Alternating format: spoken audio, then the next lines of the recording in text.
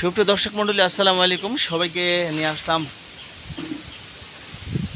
আদিনাথ মন্দিরে, যেটি বাংলাদেশের মধ্যে একটি অন্যতম জায়গা।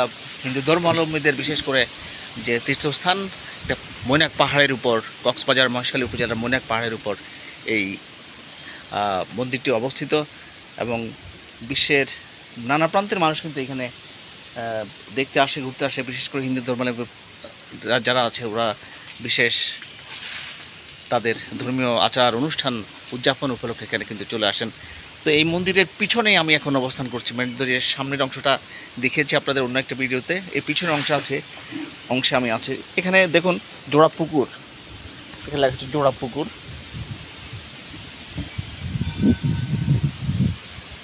এই জোড়া পুকুরের যে দেখা যাচ্ছে, আমি দেখাচ্ছি আপনাদের।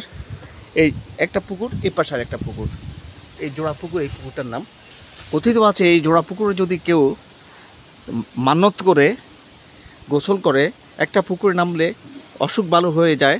আর অন্য একটা পাশে যে এই পুকুরটায় যদি কেউ গোসল করে, তাহলে কিন্তু এদের যে কারো রোগ মুক্তি হয়। আর পাশের এই যে পুকুর কচুরিপানাওয়ালা, এটা যদি কেউ নামে তাহলে সে অসুস্থ হয়। তো এটা ঐতিহাসিকভাবে তারা, যারা হিন্দু ধর্মাবলম্বী আছে, তারা এই বিশ্বাসটা ধারণ করে এবং নিয়ত করার উদ্দেশ্যে এই পুকুরে যে দেখা যাচ্ছে ওইদিকে যে সিঁড়ি আছে, নামার ব্যবস্থা আছে এখান দিয়ে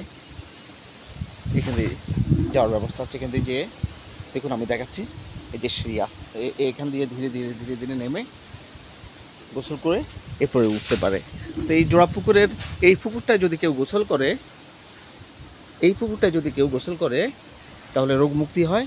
আর এই পাশের যে পুকুরটা আছে, এই পুকুর যে কচুরিপানাযুক্ত, এখানে গেলে নাকি অনেকেই অসুস্থ হয়, এরকম একটা প্রচলন বা কথিত ওনাদের ধারণা, ধর্মীয় ধারণা আছে।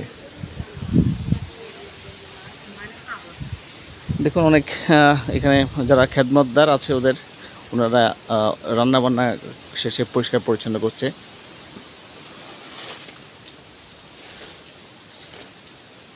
বিশেষ করে এখানে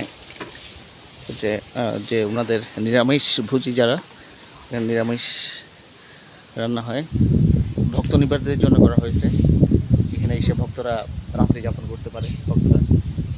আমিও এসেছি কয়েকবার এর আগে। দেখুন